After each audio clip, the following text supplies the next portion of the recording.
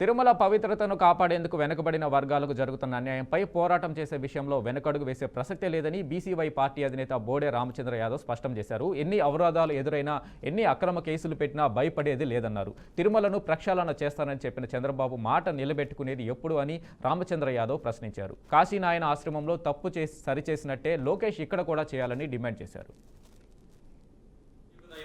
శ్రీ వెంకటేశ్వర స్వామి వెలసిన తిరుమలలో జరుగుతున్న అన్యాయాలు, అక్రమాలు, అపచారాలు, రాజకీయాలు, వ్యాపారాల నుండి విముక్తి కలిగించి తిరుమలలో చేపట్టాల్సిన ప్రక్షాళన గురించి ఇప్పటికే అనేక మంది అనేక రకాలుగా ఉద్యమాలు చేసిన, పోరాటాలు చేసిన, నిరసనలు చేసిన, దీక్షలు చేసిన, నిరాహార దీక్షలు చేసిన, పాదయాత్రలు చేసిన, తిరుమల తిరుపతి దేవస్థానం పాలక మండలికి, ప్రభుత్వానికి అనేక రకాలుగా వినతులు సమర్పించినప్పటికీ కూడా టీటీడీ పాలక మండలిలో కానీ ప్రభుత్వంలో కానీ ఎటువంటి చలనం లేకుండా కేవలము తిరుమల అంటే వ్యాపార కోణము, అదేవిధంగా రాజకీయ కోణం చూసే ధోరణిలో ఉన్నారు. కాబట్టి ప్రభుత్వానికి కనువిప్పు కలిగించడం కోసము అలిపిరి నుండి తిరుమల వరకు పాదయాత్రగా వెళ్ళి నేరుగా స్వామివారిని వేడుకోవాలి, స్వామివారికి విన్నవించాలి అనే కార్యక్రమానికి పిలుపునిస్తే నా పిలుపునకు స్పందించి రాష్ట్ర వ్యాప్తంగా ఉన్న వెంకటేశ్వర స్వామి భక్తులు, స్వామీజీలు, సాధువులందరూ కూడా నిన్న ఉదయము అలిపిరికి చేరుకొని అల్పాహారం స్వీకరించిన తర్వాత పాదయాత్ర మొదలు పెట్టబోతుండగా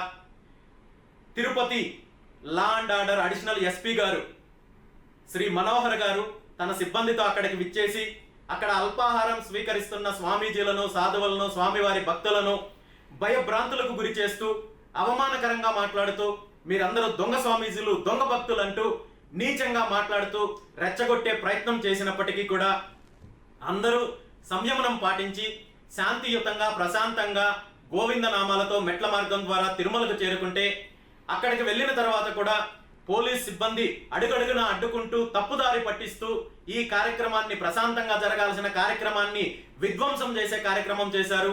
భక్తులపైన దాడి చేశారు, స్వామీజీలపైన దాడి చేశారు, అనేక మందికి గాయాలయ్యాయి. అందరినీ అరెస్ట్ చేసి ఒక్కొక్కరిని ఒక్కొక్క దిక్కుకు తీసుకెళ్లే కార్యక్రమం చేశారు. మేము చాలా ప్రశాంతంగా శాంతియుత